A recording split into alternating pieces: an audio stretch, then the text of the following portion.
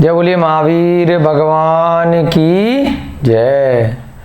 जय बोलिए अनंत सिद्ध परमेष्ठी भगवानों की जय।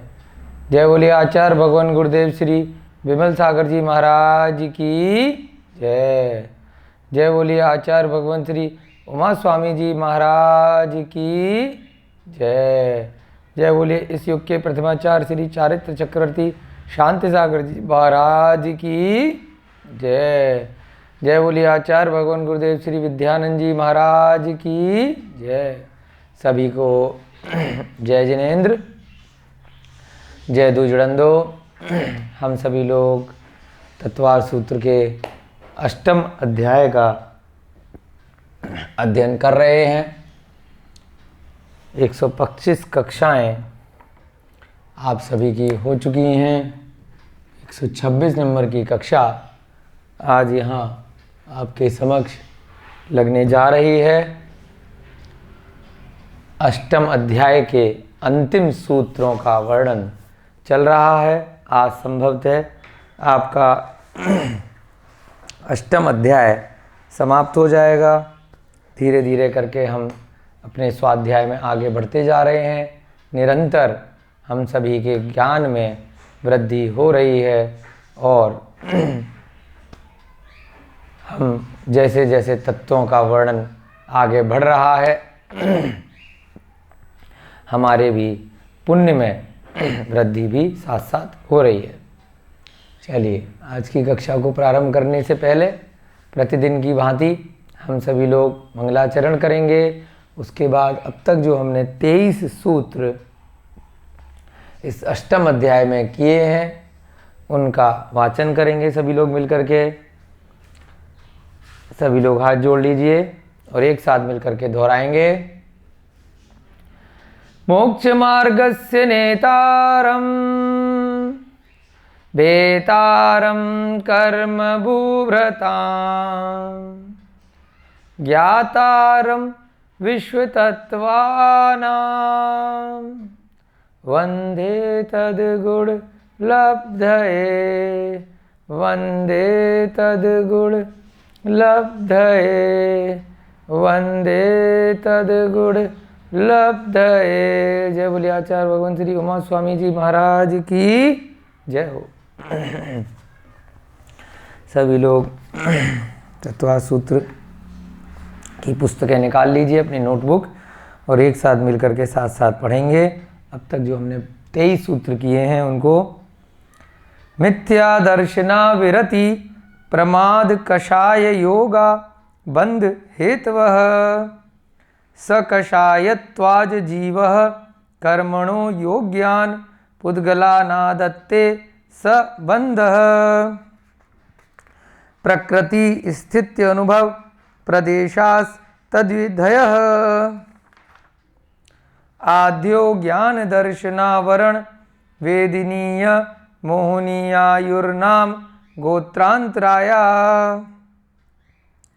पंचनवद्वयष्टाविंशति चतुर्द्विचत्वारिंशद् द्विपंचभेदा यथाक्रमम् मतिश्रुतावधि मनः परयः केवलानां चक्षुरचक्षुरवधि केवलानां निद्रा निद्रा निद्रा प्रचला प्रचला प्रचला स्त्यान ग्रध्यश्च सद सद द्वेध्ये दर्शन चारित्य मोहनीया कषाय कषाय वेदनीयाख्यास त्रिद्विनव षोडश भेदा सम्यक्त मिथ्यात् तदुभयान्य कषाय कषायौ हास्यरत्यरति शोक भय जुगुप्सा स्त्री पुण्य नपुंसक वेदा अनंतानुबंध प्रत्याख्यान प्रत्याख्यान संजुलन विकल्पाश्चैकशः क्रोध मान माया लोभा नारक तैर्यग योन मानुष दैवानी गति जाति शरीरांगोपांग निर्माण बंधन संघात संस्थान सहनन स्पर्श रस गंध वर्णानुपूर्या गुरु लघुपघात परघाता तपोद्योतोच्छ्वास विहायो गतयः प्रत्येक शरीर त्रस सुभग सुस्वर शुभ सूक्ष्म पर्याप्ति स्थिरादे यशः कीर्ति क्षेत्राणि तीर्थंकरत्वं च।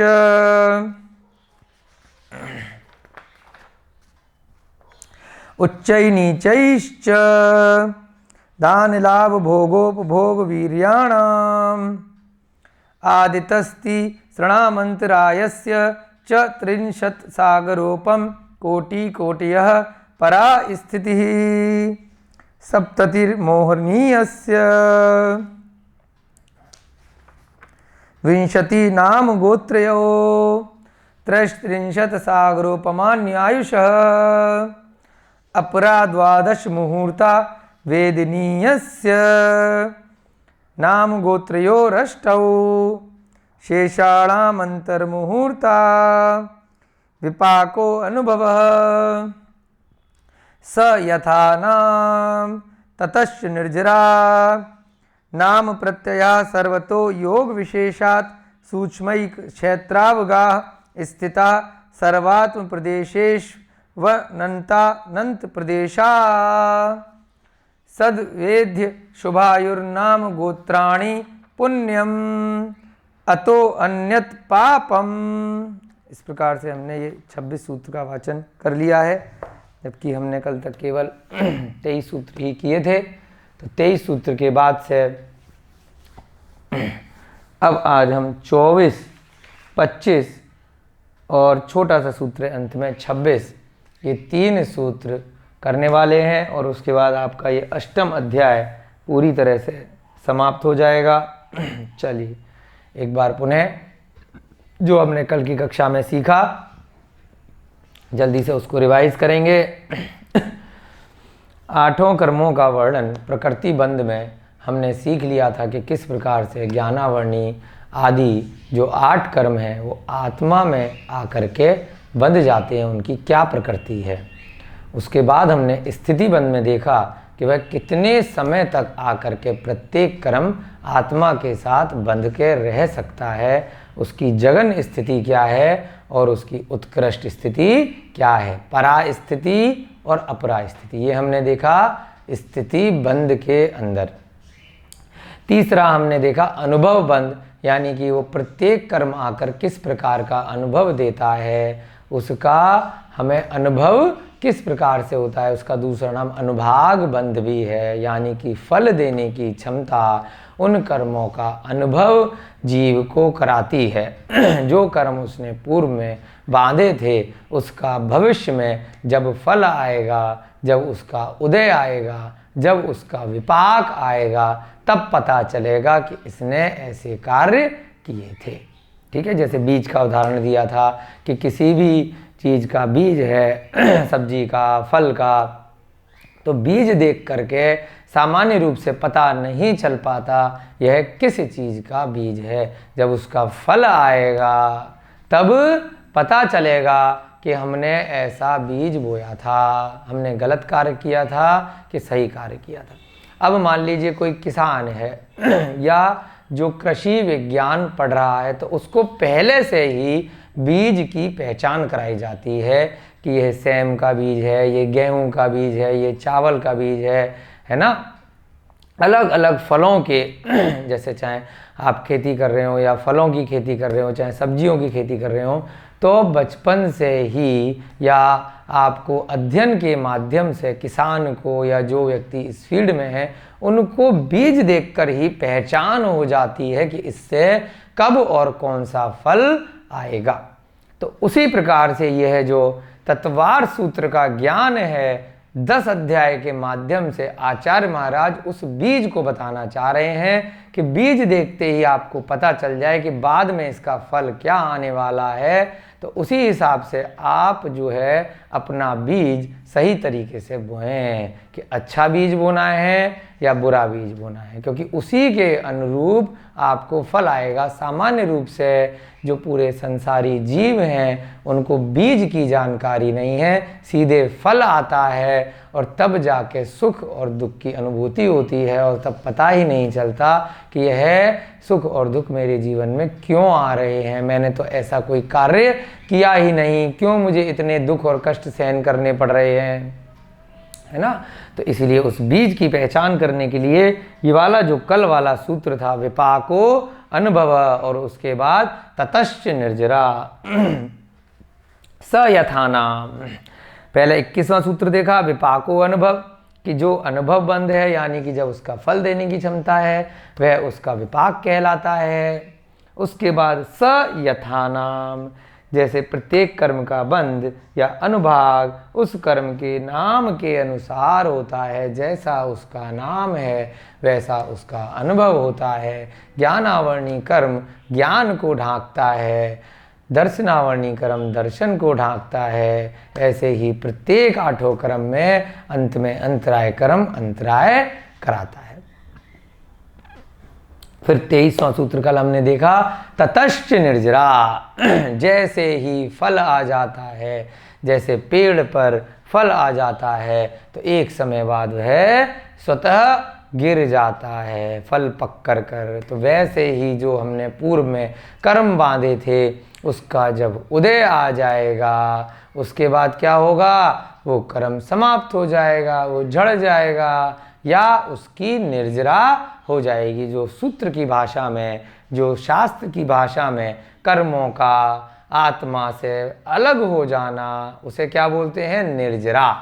7 तत्व हमने पढ़े थे, कौन कौन से, जीव, अजीव, आश्रय, बंध, संवर, निर्जरा, मोक्ष। तो निर्जरा सब सभी कर्मों की हो जाती है तो मोक्ष हो जाता है। यहाँ पर क्या कहा, ततः निर्जरा, यानी कि उसकी निर्जरा हो जाती है।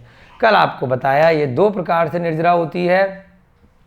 स्वतः अपने आप से जब फल दे के फल गिर गया तो उसे क्या बोलेंगे हम, सविपाक। स माने सहित, विपाक माने फल, फल के सहित निर्जरा हो रही है। दूसरा क्या बताया, अविपाक। यही सबसे इंपॉर्टेंट है कि फल देने से पहले हमने आम को तोड़ लिया, यानी कि फल आने से पहले ही उसको अलग कर दिया जिससे कि उसका कोई भी बुरा फल ना आए। हमारे कोई भी पूर्व चिर संचित कर्म हैं, जैसे ही हमें जानकारी प्राप्त हो गई कि ये संसार का कारण है, राग द्वेष के कारण से जो हमने अपनी आत्मा में कर्मों का बंधन किया है कार्मण शरीर के रूप में, अब हम उनको फल आने से पहले ही अगर आत्मा से अलग कर लेते हैं तो जिस दिन हमारे सारे की सारे कर्म अलग हो जाएंगे और नए कर्म आने बंद हो जाएंगे, उसी का नाम मोक्ष आचार्य महाराज ने यहाँ पर कहा है। तो अविपाक निर्जरा कौन सी होती है, उदय में आने से पूर्व ही आपने नए कर्मों को आने से रोक लिया। हमने 108 द्वार पढ़े थे ना कर्मों के आश्रव के पिछले अध्यायों में, तो क्या मतलब था उसका, 108 द्वार को बंद कर दिया संवर के माध्यम से। वो हम अगले अध्याय में और अच्छे से देखेंगे कैसे किया उनको बंद, व्रत के द्वारा, तप के द्वारा, सामायिक के द्वारा, चारित्र के द्वारा, संसार की सभी पर वस्तुओं से राग और द्वेष मन वचन काय से बिल्कुल हटा करके आपको क्या होगा, नए कर्म आना बंद हो जाएंगे और पुराने कर्मों की निर्जरा प्रारंभ हो जाएगी बिना फल में आए। परंतु उस समय क्या होगा कि थोड़ा कष्ट ज़्यादा होगा, क्योंकि आपको तप करना पड़ रहा है, तपाना पड़ रहा है, अपनी आत्मा को जलाना पड़ रहा है। तो जैसे कोई वस्तु को हम अगर आग पे तपाते हैं तो जल्दी अगर करना है तो उसको जलन ज़्यादा होगी, आपको अग्नि तेज करनी पड़ेगी। तो उसी प्रकार से जितनी तेज आपकी अग्नि होगी, जितने आपके व्रत तप चारित्र आपके प्रगाढ़ होंगे, आपका राग द्वेष जितना दूर हटेगा संसारी वस्तुओं से, उतनी ज़्यादा आपकी अविपाक निर्जरा होगी। और जिस दिन ये वाली अविपाक निर्जरा आपकी पूरी हो जाएगी, यानी कि सारे के सारे कर्म आत्मा से अलग हो जाएंगे, तो उसको मोक्ष कहा है। उदय में आ जाने के बाद पूर्व में चिपके हुए कर्म आत्मा से जब पृथक हो जाते हैं उसको निर्जरा कहा जाता है। जैसे फल पक जाने के बाद गिर जाता है तब कर्मों की निर्जरा होती है। परंतु होता क्या है, संसारी जीवों के पिछले कर्मों की निर्जरा हो रही है, नए कर्म निरंतर आत्मा में आते जा रहे हैं, इसलिए संसारी दशा कभी भी समाप्त नहीं हो रही। नए कर्म आ रहे हैं, पुराने कर्म आत्मा से निकलते जा रहे हैं। तो क्या हुआ, उस कारण से कर्म उतने की उतने ही रहे, कार्मण शरीर पर चिपके रहे और कर्मों की निर्जरा कभी पूरी तरह से हो ही नहीं पाई। ठीक है, तो ये आपका कल बहुत अच्छे से आपने समझा था। आपको निर्जरा का मतलब बहुत अच्छे से समझ में आ चुका होगा, इसीलिए इस सूत्र में कल की पूरी कक्षा लगाई। अब हम आगे बढ़ते हैं 24वें नंबर का सूत्र। कौन कौन से बंद हो गए हमारे, प्रकृति बंध, फिर स्थिति बंध, तीसरा अनुभव बंध। अब कौन सा रह गया, तीसरे सूत्र में आए थे, निकाल लीजिए तीसरा वाला सूत्र इसी अध्याय का। आचार्य महाराज बिल्कुल सिस्टम से चलते हैं। चौथा है, वेरी गुड, प्रदेश बंध, यानी कि आत्मा से कितनी संख्या में आकर के ये जो कर्म हैं उनकी संख्या कितनी है, उनके प्रदेश कितने हैं, किस प्रकार से वो आत्मा में आकर के कितनी संख्या में कर्म चिपकते हैं। चलिए जल्दी से लिखेंगे 24वें नंबर का सूत्र। नाम प्रत्यया, नाम प्रत्यया सर्वतो,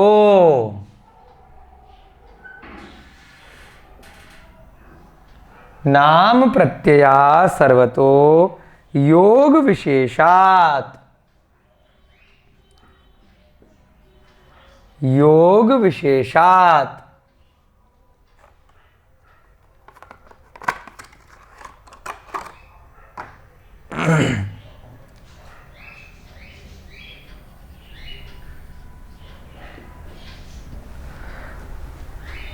सूक्ष्मैक क्षेत्रावगाह,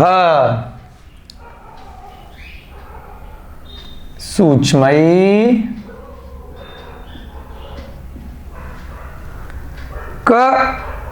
क्षेत्रावगाह,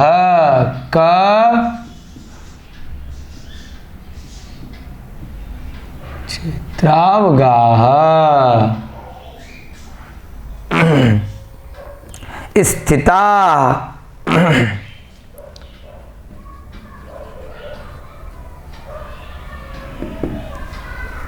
सर्वात्म प्रदेशे, सर्वात्म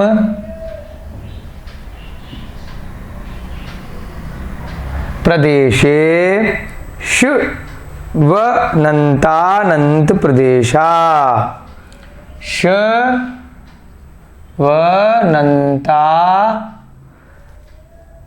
नन्तानन्त प्रदेशा,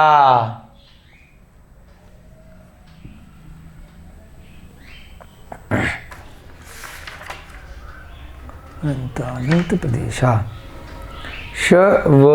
नन्तानन्त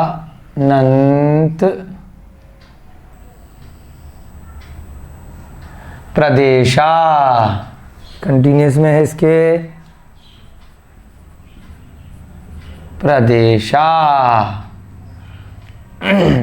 दोबारा से देखेंगे इसको। नाम प्रत्यया सर्वतो योग विशेषात् सूक्ष्मैक क्षेत्रावगाह स्थिता सर्वात्म प्रदेशे वनन्तानन्त प्रदेशा।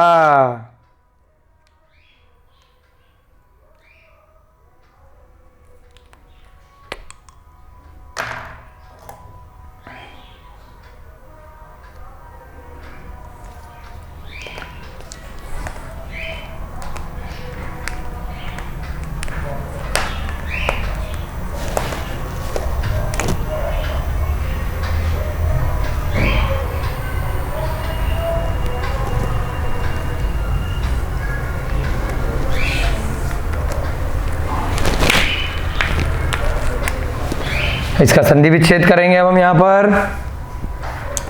सबसे पहले क्या है, नाम प्रत्यया, उसके बाद सर्वतो। ये ध्यान रखना है किसकी बात हो रही है, प्रदेश बंद की यहां पर बात चल रही है। नाम प्रत्यया सर्वतो, उसके बाद है यहां पर योग विशेषात, फिर सूक्ष्मैक, तो क्या बन गया यहां पे, सूक्ष्म, फिर इसके बाद निकला एक, फिर क्षेत्र, फिर यहां से निकला अवगाह। कैसे पढ़ेंगे इसको, सूक्ष्म, एक, क्षेत्र, अवगाह। संधि करके क्या बन गया, सूक्ष्मैक क्षेत्रावगाह। उसके बाद स्थिता, फिर यहां पर संधि विच्छेद करेंगे तो क्या बनेगा, सर्वात्म, सर्व आत्म प्रदेशेषु। यहां जो आधा शाह है तो क्या बन जाएगा, क्योंकि उसके आगे वह लग रहा है, सर्व आत्म प्रदेशेषु, वह हटके ये शप है, छोटी ऊ की मात्रा बन जाएगी और यहां से क्या बन जाएगा, फिर उसके बाद अनंतानंत, क्या बना, अनंतानंत प्रदेशा। तो प्रदेश बंद की बात चल रही है कि आत्मा में जो कर्म आए वो कितनी संख्या में आकर के आत्मा से बंद को प्राप्त होते हैं। तो क्या अर्थ निकलेगा इसका, नाम प्रत्यया। जैसे स यथा नाम हमने पिछले 22वें नंबर के सूत्र में देखा कि जैसा कर्म का नाम है वैसा ही वह कर्म फल देता है, ज्ञानावरणी इत्यादि। ऐसे ही यहाँ पर ये नाम प्रत्यय का भी लगभग वही अर्थ है कि जैसा कर्म का नाम है उसी के अनुरूप वह आत्मा से आकर के चिपकता है।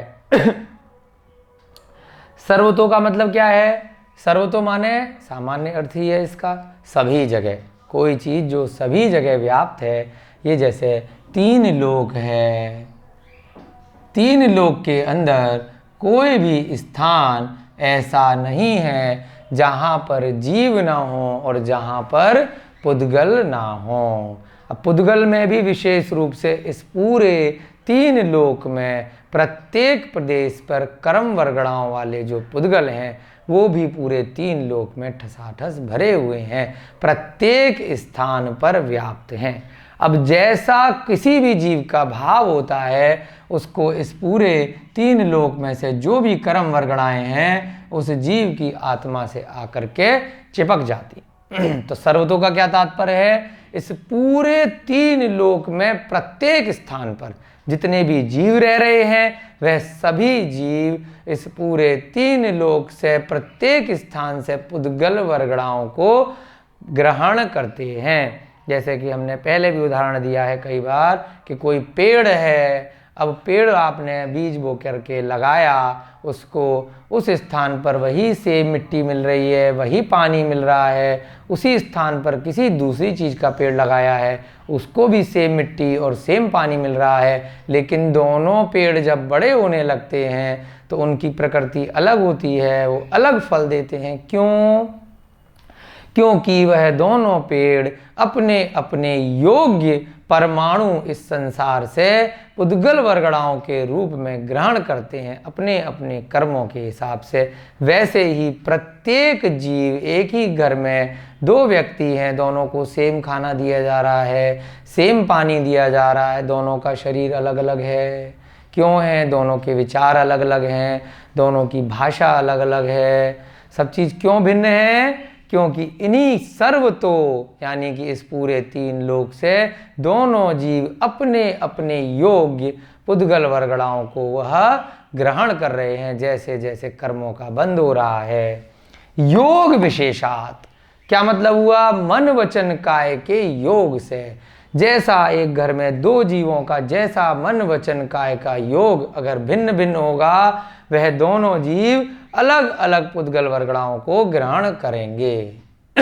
योग की विशेषात, उनका योग का मतलब आपको पहले कई बार बताया, जैसे ही योग शब्द आ जाए तो आप मान लीजिए मन वचन काय तीनों, जैसे उसके मन के विचार होंगे, जैसे वचन होंगे और जैसे वह शरीर से क्रिया करेगा। विशेषात यानी कि भिन्नता, मन वचन काया की भिन्नता के कारण से सभी जीव पूरे के पूरे 3 लोक से जैसा उनका नाम है उसके अनुरूप सूक्ष्म एक क्षेत्र अवगाह। ये जो पुद्गल वर्गणाएं हैं ये अत्यंत सूक्ष्म हैं और इनकी एक क्षेत्र अवगाह होती है। यानी कि सूक्ष्म का मतलब इतने सूक्ष्म हैं कि जिनको हम नेत्रों से देख नहीं सकते। इतने सूक्ष्म है ये जो पुद्गल के कण हैं, जो कार्मण शरीर पर आकर के आत्मा के ऊपर हमने कितने शरीर बताए थे? सबसे पहले कौन सा है? कार्मण शरीर, उसके साथ में लगा हुआ तेजस शरीर, फिर वैक्रियक औदारिक या आहरक। यह अलग अलग जीवों के अलग अलग होते हैं। कार्मण और तेजस शरीर प्रत्येक जीव के होता है। तो यहाँ किसकी बात कर रहे हैं हम? इस कार्मण शरीर की यहाँ कर्मों के बंध के रूप में चर्चा की जा रही है। एक क्षेत्र अवगाह यानी कि ये जो कार्मण शरीर के सूक्ष्म पुद्गल परमाणु हैं, पुद्गल अणु हैं, उनकी एक क्षेत्र अवगाहना होती है। प्रत्येक कण एक क्षेत्र अवगाहन वाला होता है और इतना सूक्ष्म होता है जिसको हम नेत्रों के माध्यम से नहीं देख सकते। और आत्मा के एक एक कणा करके एक एक प्रदेश पर चिपक जाते हैं। जैसे ही आपके मन में कोई भी विचार आया, आपने कोई भी कार्य किया, तो उसके अनुरूप तुरंत क्या होगा? इस पूरे संसार में जैसे उसके अनुरूप कर्म वर्गणाएं होंगी, वहां से आकर के 3 लोक के 14 राजू में से कहीं से भी आ सकती हैं। 7 राजू का नीचे से, 1 राजू ऊपर, 14 राजू की ऊंचाई, कहीं से भी पुद्गल वर्गणाएं उस जीव के आकर के इस आत्मा के ऊपर चिपक जाती हैं। तो सूक्ष्म एक क्षेत्र अवगाह, उनकी एक क्षेत्र अवगाहना होती है प्रत्येक परमाणु की। स्थिता यानी कि स्थित हो जाती हैं, अब वो चिपक जाती हैं राग द्वेष के कारण। कब तक नहीं छूटेंगी? जो हमने अभी पिछले सूत्र में देखा, स्थिति बंध में जगन्य या उत्कृष्ट, उनकी परा और अपरा स्थिति के अनुसार अब वह कर्म वर्गणाएं आकर के आत्मा से 70 कूड़ा कोड़ी सागर तक के अधिकतम समय तक चिपक सकती हैं। और कम से कम उनकी आप अगर निर्जरा करना चाहें तो एक अंतर मुहूर्त में राग द्वेष आप हटा करके उनकी निर्जरा भी कर सकते हैं। सर्व आत्म प्रदेशेषु, सर्व जो ये आत्मा बनाई, आत्मा के प्रदेशेषु, आत्मा के प्रत्येक प्रदेश पर,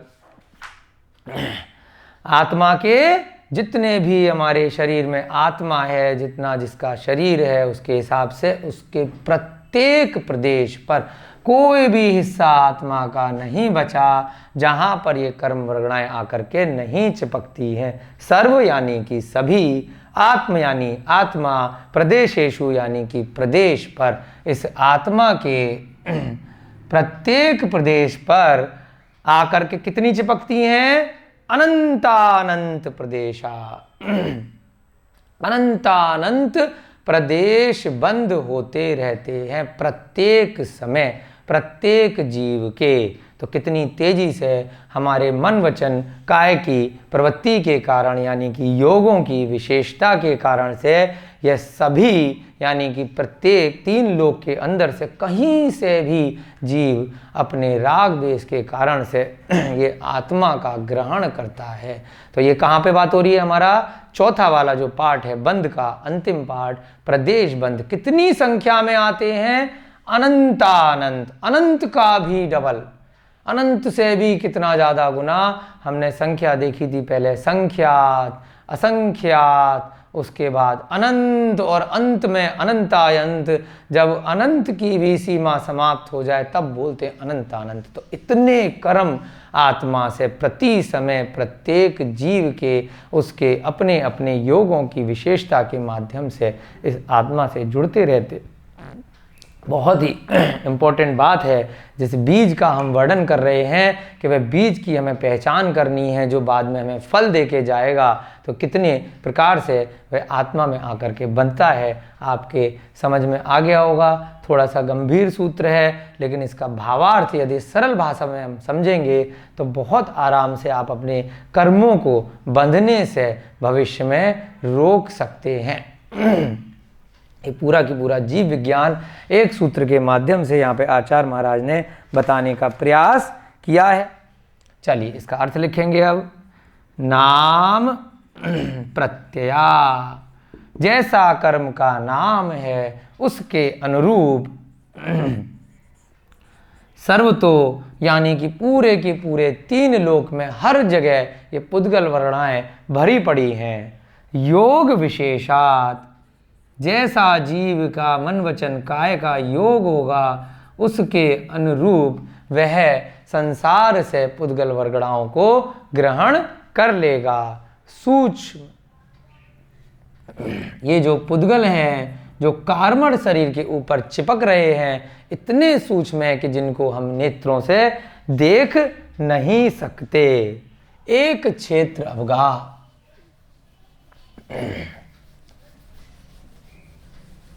उनकी अवगाहना कितनी है? एक क्षेत्र है, यानी कि एक स्थान पर आकर चिपक जाते हैं। एक क्षेत्र अवगाह, अवगाह का मतलब आपने पहले भी देखा है, अवगाहना यानी कि स्थान। आकाश के लिए आया था ना, अवगाहना देता है। स्थिता, एक क्षेत्र अवगाह, स्थिता यानी कि स्थित हो जाते हैं।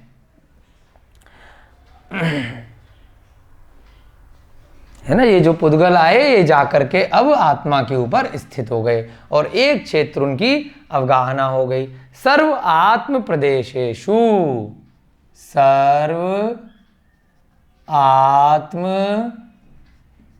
प्रदेशेषु, जब वह हटा दिया तो श के नीचे ऊ की मात्रा आ जाएगी और ये वह में से इधर ऊ चला गया तो यहाँ क्या रह गया? अ रह गया। तो नीचे यहाँ क्या बन गया? अनंतानंत। अनंत से भी संख्या कई गुना ज्यादा है। अनंतानंत प्रदेशा। जो 4 प्रकार के हमने बंद पढ़े थे उसमें ये अंतिम बंद, प्रदेश बंद की चर्चा यहाँ पर चल रही है और ये आज आपका अंतिम सूत्र एक तरह से चल रहा है। इसके बाद 2 सूत्र बहुत छोटे छोटे रह जाएंगे। चलिए, क्या मतलब है जो अभी आपको समझाया उसी को यहाँ पर एक्सप्लेन करते हैं। बहुत अच्छे से आपने समझने का प्रयत्न किया है इस सूत्र को। आचार्य महाराज ने बहुत कम शब्दों के माध्यम से बहुत गंभीर इस संसार की दशा को इन सूत्रों में पिरोया है। नाम प्रत्यया, जैसा कर्म का नाम है उसके अनुसार।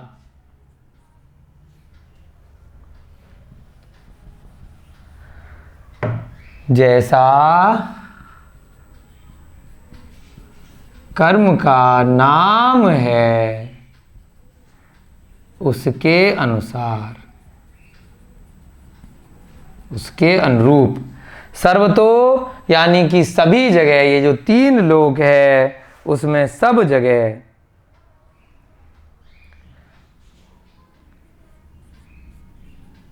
कोई भी जीव ऐसा नहीं है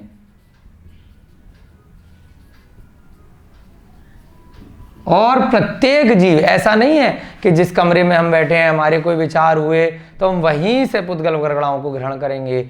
हम पूरे 3 लोक में कहीं से भी ग्रहण कर सकते हैं। जैसे वायु कहीं से भी आ सकती है, ऐसे ही ये कर्म पूरे के पूरे 3 लोक में आपके विचारों के अनुसार कहीं से भी 1 सेकंड में आप पर चिपक जाएंगे। कोई जगह नहीं है जहां से कर्म नहीं आ सकते। योग विशेषात, योगों की विशेषता के आधार पर। है ना, जैसे जीव के योग रहे होंगे उसके अनुसार वह कर्म उसको आ जाएंगे। मन वचन काय की विशेषता, विशेषता का मतलब अलग अलग जिसके जैसे होंगे मन वचन काय, विशेषता के आधार से सूक्ष्म ये ऐसे होते हैं कि जिनको देखा नहीं जा सकता, है ना, जिसे देखा नहीं जा सकता, इतने सूक्ष्म हैं, इतने छोटे हैं। एक क्षेत्र अवगाह, यानी कि उनकी अवगाहना एक क्षेत्र होती है, एक ही स्थान पर उनकी अवगाहना होती है।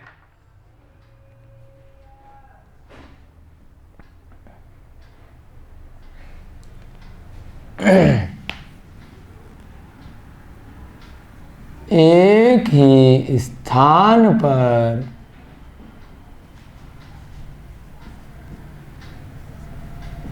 उनकी अवगाहना होती है। स्थिता, एक क्षेत्र अवगाह, स्थिता यानी कि स्थित हो जाते हैं। कार्बन शरीर जो है आत्मा के ऊपर स्थित हो जाता है।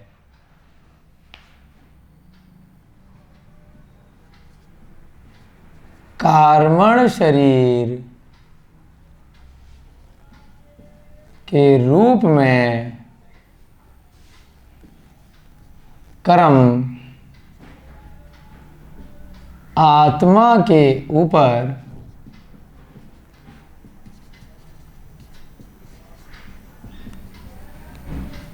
स्थित हो जाते हैं। ये जो आत्मा है इसके ऊपर कार्बन शरीर के जो पुद्गल कण हैं वह स्थित हो जाते हैं। सर्व आत्म प्रदेशेषु, आत्मा के प्रत्येक प्रदेश पर व्याप्त हो जाते हैं। सर्व यानी कि सभी, आत्मा के प्रदेश पर, आत्मा के प्रत्येक प्रदेश पर, अनंतानंत प्रदेशा यानी कि अनंतानंत संख्या के रूप में प्रदेश बंध को प्राप्त होते हैं। अनंतानंत, अनंतानंत, अनंतानंत की संख्या में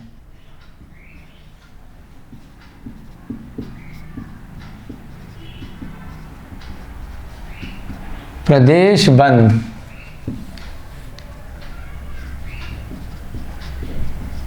को प्राप्त होते रहते हैं। प्रत्येक समय जब तक जीव संसारी अवस्था में है उसके प्रत्येक समय नए नए कर्म, अनंत कर्म आते रहते हैं और ऐसे ही पुराने कर्म उसका फल दे करके हटते रहते हैं। तो आपके कार्बन शरीर कभी भी समाप्त नहीं हो पाता। बार बार आपको पहले भी बताया है, पिछले सूत्र में भी यही चर्चा आई थी कि कब समाप्त होगा, जब नए कर्म आना बंद हो जाएंगे, पुराने कर्मों की निर्जरा प्रारंभ हो जाएगी। तो एक समय ऐसा आएगा जब सभी कर्म समाप्त हो जाएंगे और जीव को गुण स्थानों में ऊपर पहुँचते पहुँचते मोक्ष की प्राप्ति हो जाएगी। चलिए, ये आपने अच्छे से समझ लिया है। इसका अर्थ लिखेंगे, अर्थात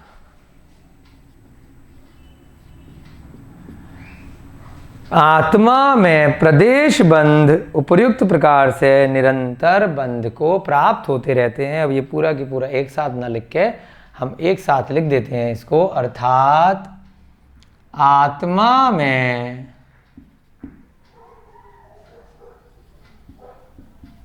कर्मों के प्रदेश बंद यानी कि कितने प्रदेश पर कितनी संख्या में बंद हो रहा है, जो चौथा बंद का भेद बताया था।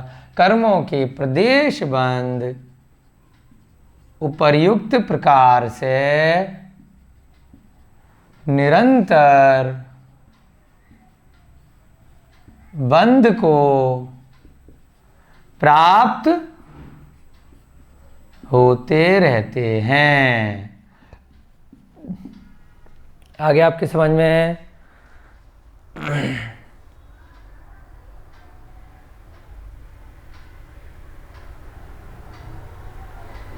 चलिए, अब इसमें कई बार प्रश्न आता है कि और अच्छे समझाइए, तो हम नोट के माध्यम से इन सब बातों को और अच्छे से एक एक लाइन में प्रत्येक को फिर से आपको एक्सप्लेन कर देते हैं, जो अभी बात आपको उदाहरणों के माध्यम से बताई, तो जिससे कि जब बाद में आप अपने नोट्स देखें तो आपको इनके उदाहरण अच्छे से समझ में आ सके।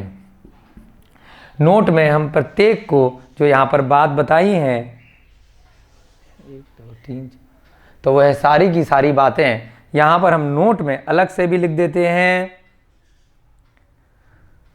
प्रदेश बंद की जब चर्चा चल रही है, नाम प्रत्यया, सबसे पहले क्या बोला? नाम प्रत्यया। आत्मा में प्रदेश बंद जैसा कर्म का नाम है उसके अनुसार होता है। आत्मा में प्रदेश बंद, ये सब बात आपको बता दी है, भी एक्सप्लेन कर दी है, उसको हम लिख भी रहे हैं जिससे आपके नोट्स अच्छे से बन जाएं। जैसा कर्म का नाम है उसके अनुरूप होता है।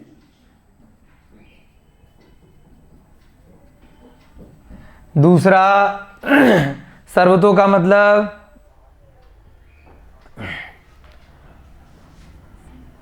सर्वतो, यह बंध जीव को 3 लोक में कहीं भी हो, प्रत्येक स्थान पर हो सकता है और प्रत्येक स्थान से वह पुद्गलों को ग्रहण कर सकता है।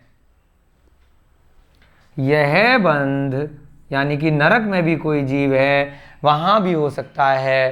3 लोक में सबसे ऊपर सिद्ध शिला में जो सूक्ष्म जीव हैं, जो सिद्ध भगवानों के आसपास वहाँ पर वात वलय हैं, वहाँ पर भी हो सकता है। कहीं पर भी, चाहे 1 इंद्रिय पर्याय का जीव हो, चाहे 5 इंद्रिय पर्याय का जीव हो, यह बंध जीव को कहीं पर भी हो सकता है और कहीं से भी हो सकता है।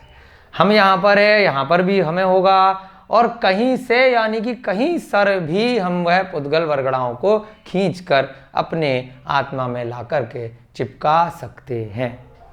ये जो हमने यहाँ पर कर्मों का आना बताया था आत्मा में, यह जो कर्म आ रहे हैं, ये नहीं है कि ये कर्म जहाँ हम बैठे हैं वहीं से आसपास से आएंगे। इस पूरे 3 लोक में कहीं से भी योग्य पुद्गल वरगड़ाएं होंगे, उस जीव के वन वचन काय के कहीं से भी आकर के वह जीव ग्रहण कर सकता है। यह बंध जीव पूरे 3 लोक में कहीं पर भी हो, सर्वत्र हो सकता है। और 3 लोक में कहीं से भी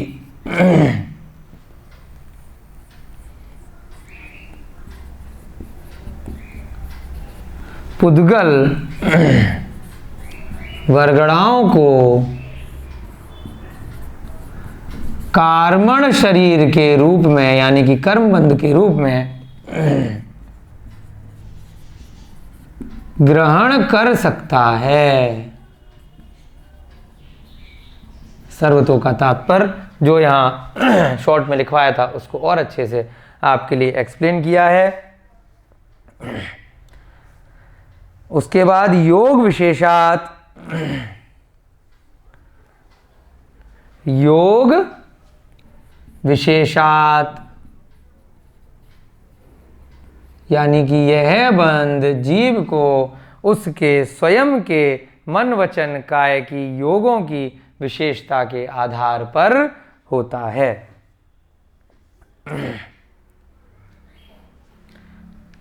है ना, किसी दूसरे के कारण नहीं होगा। किसी दूसरे ने उसको क्या बोला, क्या कहा, उसके आसपास किसी के मन में क्या चल रहा है, उसके स्वयं के मन के अनुसार उसको बंद होगा और बाद में उसको उस हिसाब से उसका फल मिलेगा। यह बंध जीव को उसके स्वयं के मन वचन काय के योग की विशेषता के माध्यम से होता है। अगला क्या है? सूक्ष्म।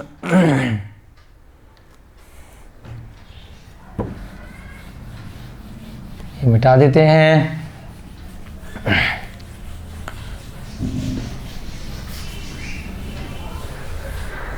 अगला शब्द है सूक्ष्म। यह कार्मण शरीर यानी कि पुद्गल वर्गणा यानी कि कर्मबंध, यह कार्मण शरीर यानी कि दूसरे शब्दों में आप क्या बोल सकते हैं? कर्म बंध या कर्म या उनके उद्गल वर्गणाएं इतने सूक्ष्म होते हैं, जैसे हम औदारिक शरीर को तो देख सकते हैं, परंतु इन कर्मों को कब आकर के वह चिपक गए वह हम नहीं देख सकते। इतने सूक्ष्म होते हैं जिनको इंद्रियों के माध्यम से, चक्षु इंद्रिय या अन्य इंद्रियों के माध्यम से, इंद्रियों के माध्यम से देखा नहीं जा सकता। उसके बाद क्या आया? एक क्षेत्र अवगाह स्थिता। एक क्षेत्र अवगाहना के रूप में स्थित हो जाते हैं। एक क्षेत्र अवगाह स्थिता। यह कार्मण शरीर प्रत्येक कर्म के रूप में आत्मा के प्रत्येक प्रदेश के ऊपर स्थित हो जाते हैं। एक कर्म जैसे ही आया वह एक प्रदेश के ऊपर स्थित हो जाता है ना। पहले भी आया है कि कार्मण शरीर के बाहर नहीं, ये आत्मा के बाहर नहीं है, एकम एक होकर के है।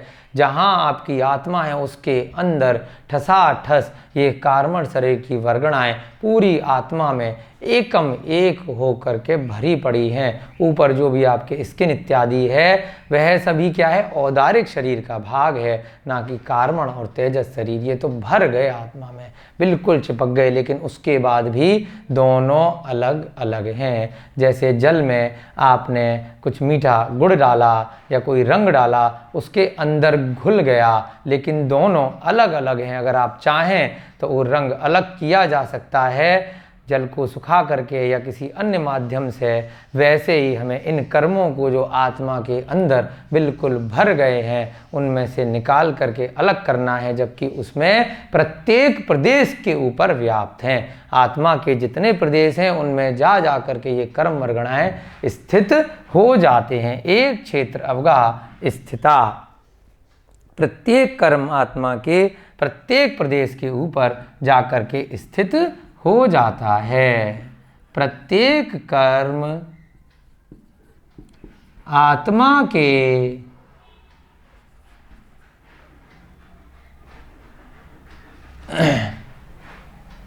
ये पूरा एक साथ लिख देते हैं। स्थिता सर्व आत्म प्रदेशेषु। एक क्षेत्र अवगाह स्थिता और सर्व आत्म प्रदेशेषु। सर्व आत्म प्रदेशेषु, इसका पूरे का ही एक तरह से एक अर्थ हम यहाँ पर निकाल लेते हैं। प्रत्येक कर्म आत्मा के प्रत्येक प्रदेश के ऊपर, प्रत्येक कर्म आत्मा के प्रत्येक प्रदेश के ऊपर जाकर के स्थित हो जाता है।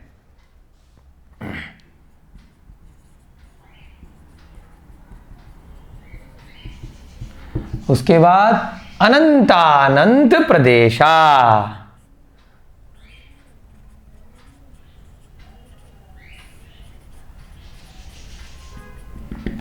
यानी कि उसके अनंतानंत प्रदेश हैं। आत्मा के कितने प्रदेश हैं? आत्मा के तो असंख्यात प्रदेश हैं, लेकिन पुद्गल वर्गणाओं के अनंतानंत प्रदेश हैं, क्योंकि प्रत्येक प्रदेश पर एक साथ अनंतानंत कर्म रूपी पुद्गल परमाणु बंध को प्राप्त होते रहते हैं। एक प्रदेश के ऊपर भी अनंत कार्बन शरीर के परमाणु उसके ऊपर जाकर के चिपक जाते हैं। तो देखिए कितने सारा कार्बन शरीर आत्मा के ऊपर अनादिकाल से चिपका हुआ है। तो हमें क्या करना है इनको अलग होने के लिए?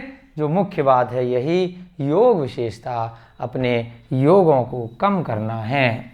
हमने राग द्वेष की प्रवृत्ति अपनी हटानी है। मोहनीय कर्म का जो पिछले सूत्र में बताया गया है उसका क्षय करना है।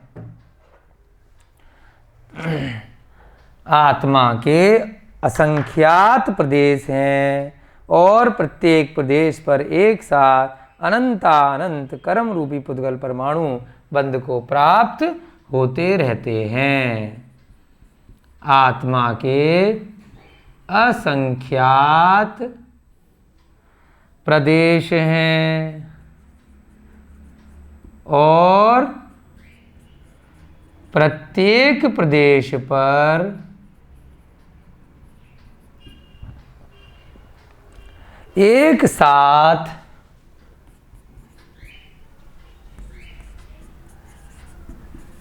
अनंतानंत कर्म रूपी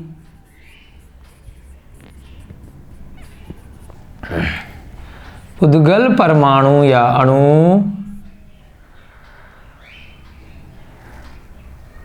बंध को प्राप्त होते रहते हैं। आत्मा के साथ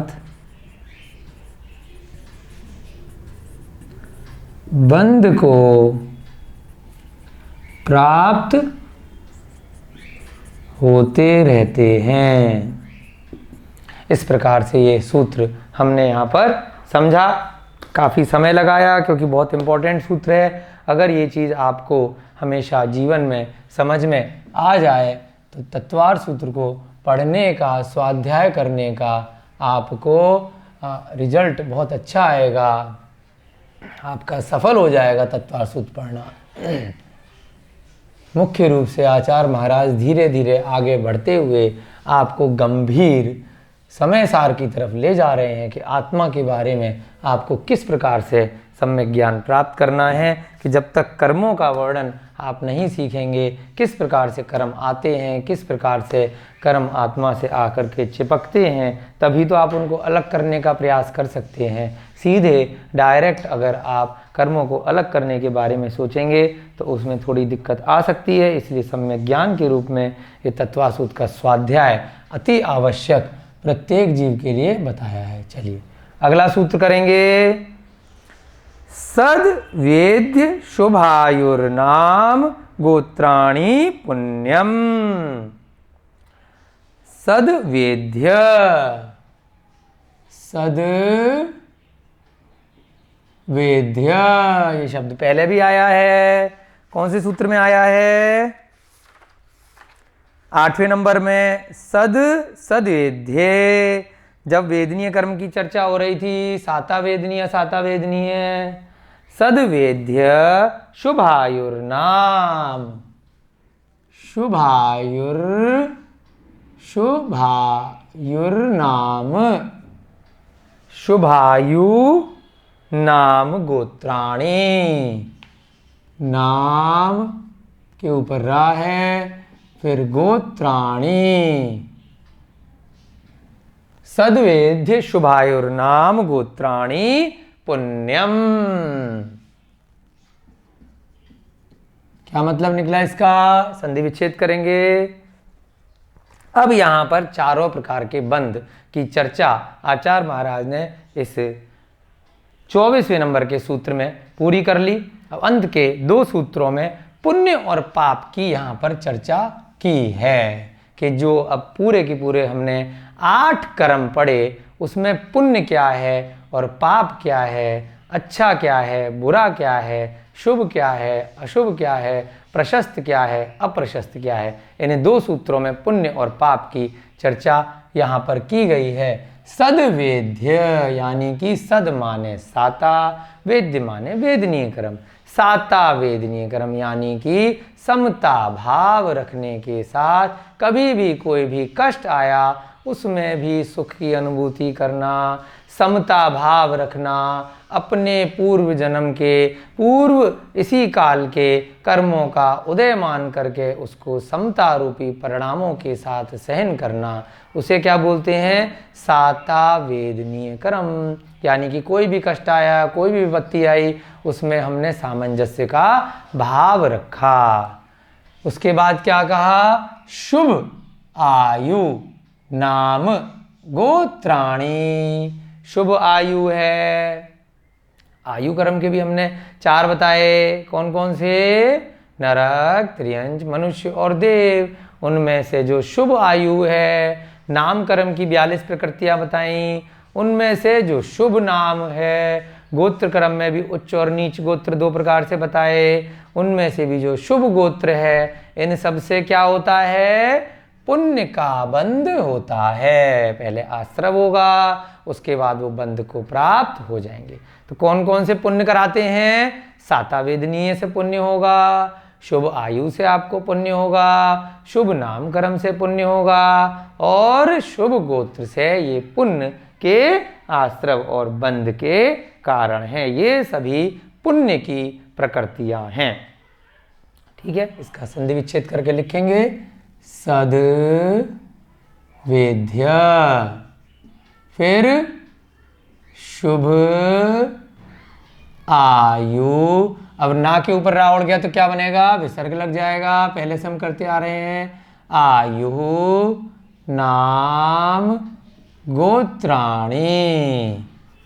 जिस शब्द के बाद में विसर्ग लगाना है उसके अगले शब्द के ऊपर रा अगर लग जाता है तो पिछले पे क्या लग जाता है? विसर्ग लग जाता है। ठीक है, चलिए ये मिटा देते हैं। आपको समझाने के लिए बताया था यहां पर पुण्यम।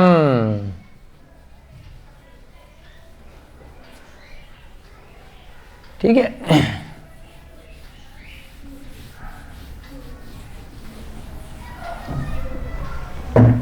इसके बाद क्या है? थोड़ा गैप पे लिखेंगे क्योंकि इसमें अलग अलग करेंगे हम। पुण्यम। चलिए अब कैसे अलग करेंगे? इसमें ये 3 बन गए, तीनों के आगे शुभ लगाना पड़ेगा। शुभ आयु, शुभ नाम और तीसरा शुभ गोत्र। इस प्रकार से इसका 3 प्रकार से संधि विच्छेद होगा। ठीक है, सद्वेद्य। सद्वेद्य का मतलब साता वेदनीय कर्म। साता वेदनीय कर्म की 2 प्रकृतियां हमने देखी थी, साता वेदनीय, साता वेदनीय। अब कोई कष्ट मिला, पहले ही उसमें दुख है पिछले कर्म की वजह से, फिर दुखी हो रहे हैं, फिर शोक मना रहे हैं, फिर रो रहे हैं, तो और नया असाता वेदनीय कर्म आपने कर लिया तो क्या होगा? और नए कर्म बंद होंगे, फिर से भविष्य में उनके परिणाम आएंगे।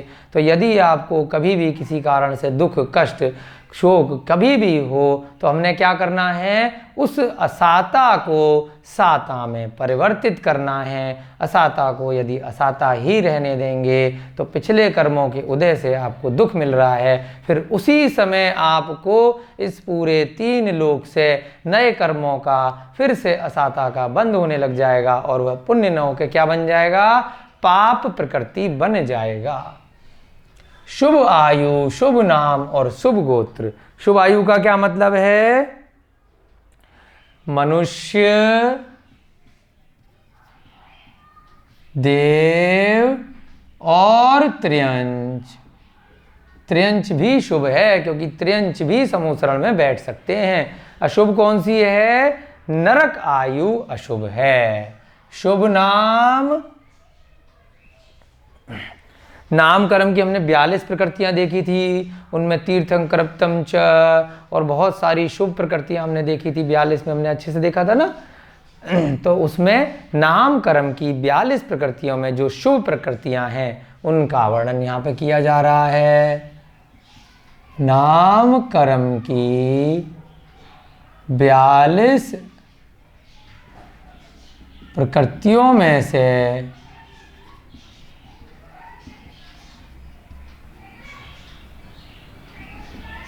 है ना, जैसे दुस्वर था, सुस्वर था, सुभग था, दुर्भग था, जो 10 के 10 विपरीत किए थे उनमें से सुभग थी। इस प्रकार से अंत में तीर्थंकृतम च, तो बहुत सारी शुभ प्रकृतियां हैं, उनकी बात यहाँ पे कर रहे हैं।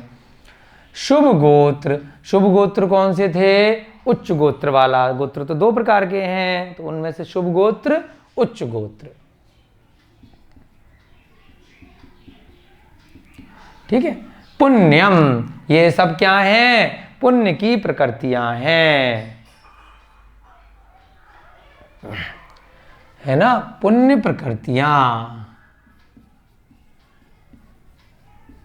इन सभी से पुण्य कर्म का बंध होता है, अर्थात साता वेदनीय कर्म,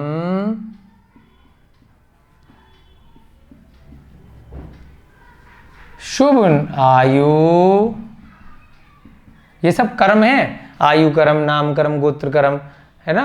शुभ आयु, जो 8 कर्म हमने पढ़े थे उन्हीं में से शुभ नाम तथा शुभ गोत्र से पुण्य का बंध होता है। ये सभी पुण्य प्रकृतियां हैं।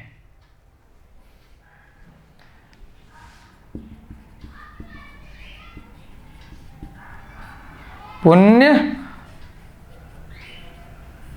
प्रकृतियां हैं।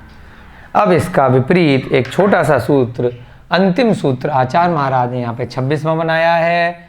इसका विपरीत करने के लिए इनके अलावा जो बची हुई प्रकृतियां रह गईं वो सब क्या हो गईं, वो सब पाप की प्रकृतियां हो गईं। तो पाप से बचना है, पुण्य को करना है, फिर धीरे धीरे एक समय ऐसा आ जाएगा जब आपकी आत्मा में मात्र पुण्य और पुण्य की ही प्रकृतियां रह जाएंगी और अंत में जा कर के वह सभी प्रकृतियां भी एक समय जब आयु कर्म का अंत आएगा तो वह भी समाप्त हो जाएंगी। पुण्य को समाप्त नहीं करना है, पुण्य तो स्वतः ही समाप्त अंत में जा कर के जब मोक्ष की दशा होती है वहाँ पर अपने आप स्वतः समाप्त होता है। हे और उपादे, आपने पढ़े होंगे कि हमें क्या करना है, हमने पाप को खत्म करना है, पुण्य को खत्म नहीं करना है। पाप और पुण्य में से आपको एक प्रकृति तो करनी ही पड़ेगी, पुण्य तो अपने आप होता है। जब आप कभी जीव हिंसा नहीं करेंगे, किसी जीव के हिंसा के बारे में मन वचन काया में विचार नहीं करेंगे तो स्वतः ही आपके पाप कर्म खत्म होते रहेंगे और आपकी पुण्य की प्रकृति बढ़ती रहेगी। और एक समय बाद जब आपका घड़ा पुण्य से बहुत ज़्यादा बढ़ जाएगा तो उसके बाद वह आयु कर्म के अंत में अपने आप पुण्य प्रकृतियाँ स्वतः समाप्त हो जाएंगी, जिनको अघातिया कर्म की चर्चा में हमने पहले भी समझाया है। अब इसका विपरीत सूत्र क्या है? अतो अन्यत पापम। अतो अन्यत पापम। अतो अन्यत, तो यहाँ पर क्योंकि अ साथ में लगा है तो इसलिए इसके लिए जो हम ये साइन लगाते हैं अतो अन्यत, जो स्वर के साथ में दोबारा स्वर इस प्रकार से आता है तो क्या बोलेंगे इसको? अतो अन्यत पापम।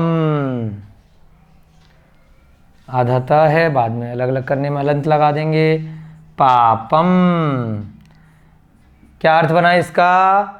अतो माने इसके अलावा, अतो अन्यत पापम, इसके अलावा जो बची हुई प्रकृतियां हैं वो पाप का बंध कराती हैं। अतो अन्यत पापम।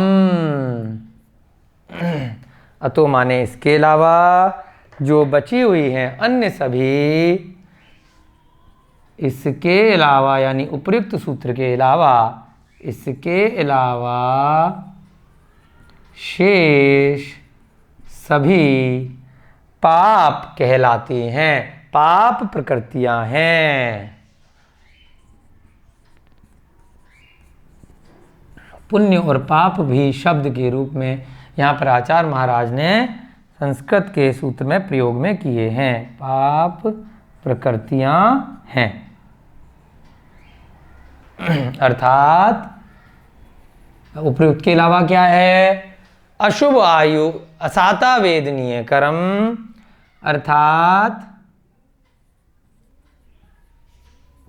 इसके अलावा, है ना, यानी इसके अलावा में यहाँ पर आप लिख सकते हैं कौन कौन सी? असाता वेदनीय कर्म, कौमा अशुभ आयु। अब अशुभ आयु कौन सी रह गई? अशुभ आयु अर्थात नरक आयु, है ना, अशुभ आयु अर्थात नरक आयु।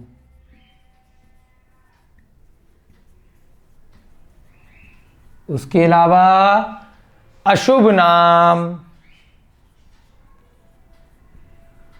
यानी कि नाम कर्म में जो 42 में से शुभ अलग कर दी तो अशुभ वाली प्रकृतियां, और अशुभ गोत्र,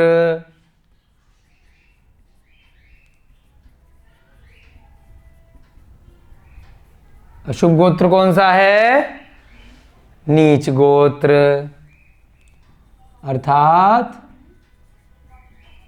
नीच गोत्र। ये सभी क्या हैं? पाप प्रकृतियां हैं, इनसे पाप का बंध होता है। ये सभी पाप प्रकृतियां हैं, इनसे पाप का बंध होता है। इति तत्वार्थ सूत्रे अष्टमो अध्यायः। इस प्रकार से आज यहाँ पर आपका तत्वार्थ सूत्र का अष्टम अध्याय समाप्त होता है। अब धीरे धीरे हम संवर, निर्जरा और मोक्ष के अध्यायों में कल से आगे बढ़ेंगे। आपके ज्ञान में इसी प्रकार से वृद्धि होती रहे। अपने अपने तप के अनुरूप, अपने अपनी श्रद्धा से, अपनी अपनी क्षमता से आप लोग चारित्र को ग्रहण करते रहें। इसी प्रकार से भावनाओं के साथ में आज यहाँ पर तत्वार्थ सूत्र का अष्टम अध्याय समाप्त करते हैं। जय बोलिए महावीर भगवान की, जय बोलिए आचार्य भगवान श्री उमा स्वामी जी महाराज की, जय बोलिए अनंतानंत सिद्ध परमेष्ठी भगवानों की, जय बोलिए आचार्य भगवान गुरुदेव चारित्र चक्रवर्ती श्री शांति सागर जी महाराज की, जय बोलिए आचार्य भगवान गुरुदेव श्री विमल सागर जी महाराज की, जय बोलिए आचार्य भगवान गुरुदेव श्री विद्यानंद जी महाराज की।